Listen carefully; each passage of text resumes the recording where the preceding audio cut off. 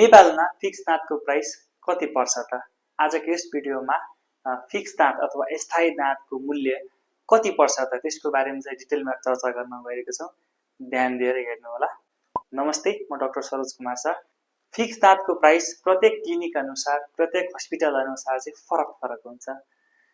प्रत्येक क्लिनिक अथवा हस्पिटल अनुसार फरक किन मूल्य हुन्छ त? मूल्यमा फरक पर्ने कारणहरू चाहिँ निम्न प्रकारको रहेको छ।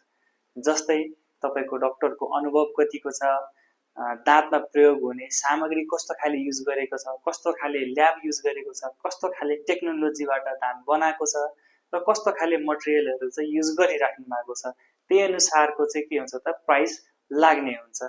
फिक्स दाँतको कुरा गर्दाखेरि चाहिँ टोटल दुईवटा अप्सन हुन्छ। अस्ति पनि मैले एउटा भिडियो बनाएको थिएँ जुनमा चाहिँ फिक्स दाँतको अप्सन्सहरुको बारेमा कुरा गरेको थिएँ। त्यो चाहिँ भिडियो हेर्न सक्नुहुन्छ।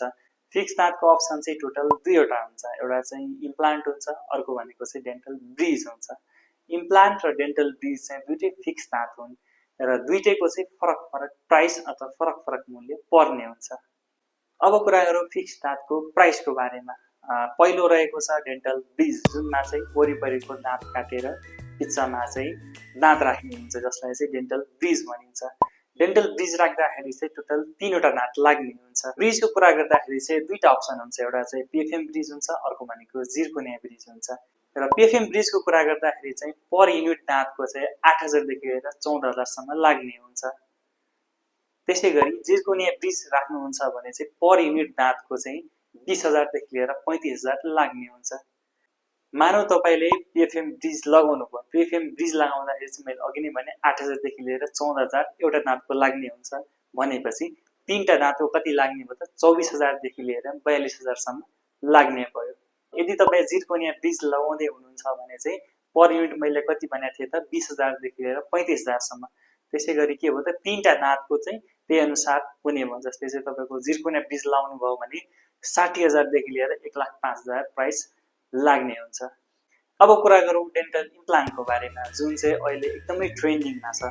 डेन्टल इम्प्लान्ट भनेको चाहिँ सिंगल टुथ रिप्लेसमेन्ट हो, जुनमा चाहिँ के हुन्छ त कृत्रिम जरा रोपेर यसमा चाहिँ कभर राख्ने हुन्छ र यसको मूल्य भन्दाखेरि चाहिँ 60000 देखि स्टार्ट हुन्छ र 60000 देखि लिएर 1.5 लाख सम्म लाग्ने हुन्छ। र अघि मैले जुन डेन्टल ब्रिज र डेन्टल इम्प्लान्टको प्राइसहरु भने यो चाहिँ प्रत्येक क्लिनिक अनुसार फरक हुन्छ।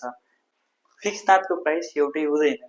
प्रत्येक क्लिनिक, प्रत्येक डाक्टरको एक्सपिरियन्स अनुसार फरक प्राइसहरु हुन्छन्। यदि तपाईहरुले फिक्स दाँत लाउन सोच्दै हुनुहुन्छ भने तपाईको कन्डिसन हेरेर डाक्टरले के सल्लाह दिनुहुन्छ त्यही अनुसारको ट्रिटमेन्ट गर्नु होला। फिक्स दाँत सम्बन्धी केही डाउट छ, केही कुरा सोध्न मन लागेको छ भने कमेन्ट गर्न पनि सक्नुहुन्छ। यदि तपाईलाई यो भिडियो मन पर्यो भने चाहिँ भिडियोलाई सकेसम्म शेयर गरिदिनु होला।